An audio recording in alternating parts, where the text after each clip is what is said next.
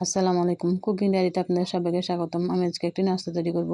এজন্য আমি এখানে আলু নিয়েছি, পেঁয়াজ কুচি দিলাম, কাঁচামরিচ দিলাম, লবণ দিলাম, চিলি ফ্লেক্স দিলাম, হলুদ গুঁড়া দিলাম। দিয়ে আমি এটাকে ভালোভাবে মেখে নিচ্ছি। এরপর আমি কিছুটা গাজর দিয়ে দিলাম, ধনিয়া পাতা দিলাম। আর এখানে আমি কিছুটা চিজ দিয়ে দিচ্ছি। চিজটা একদম অপশনাল। এটা আমি মেখে নিচ্ছি সবগুলো একসাথে। মেখে নেওয়ার পরে আমি এখানে পাউরুটির পিসটাকে লাল সাইডটা কেটে নিয়েছি। এরপর এখানে আমি ময়দার একটা পাতলা ব্যাটার তৈরি করে পুরোটাতে লাগিয়ে নিলাম। এরপরে আলুর পুরটা এখানে দিয়ে দিলাম। আরেক পিস পাউরুটিতে আমি ময়দা লাগিয়ে দিচ্ছি। দিয়ে খড়ি দিয়ে আমি এভাবে চেপে দিব। এভাবে আমি চেপে দিলাম। দেখতে পাচ্ছেন কিভাবে দিলাম।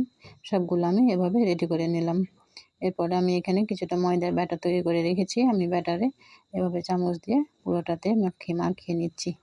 এটা মাখানোর পরে আমি ব্রেড ক্রাম্ব আছে, ব্রেড ক্রাম্বের সাথে ভালোভাবে কোট করে নিচ্ছি। যারা ফেসবুক থেকে দেখছেন তারা ফলো করে দিন এবং শেয়ার করে দিন। যারা ইউটিউব থেকে দেখছেন তারা আমার চ্যানেলটি সাবস্ক্রাইব করে দিন। তেলটা গরম হয়ে গেছে, আমি তেলে দিয়ে এটা বাদামি কালার করে এপাশ ওপাশ উল্টা করে ভেজে নিচ্ছি। আমার নাস্তাটা যদি আপনাদের ভালো লাগে তাহলে অবশ্যই বাসায় ট্রাই করবেন। সবাই ভালো থাকেন। আল্লাহ হাফেজ।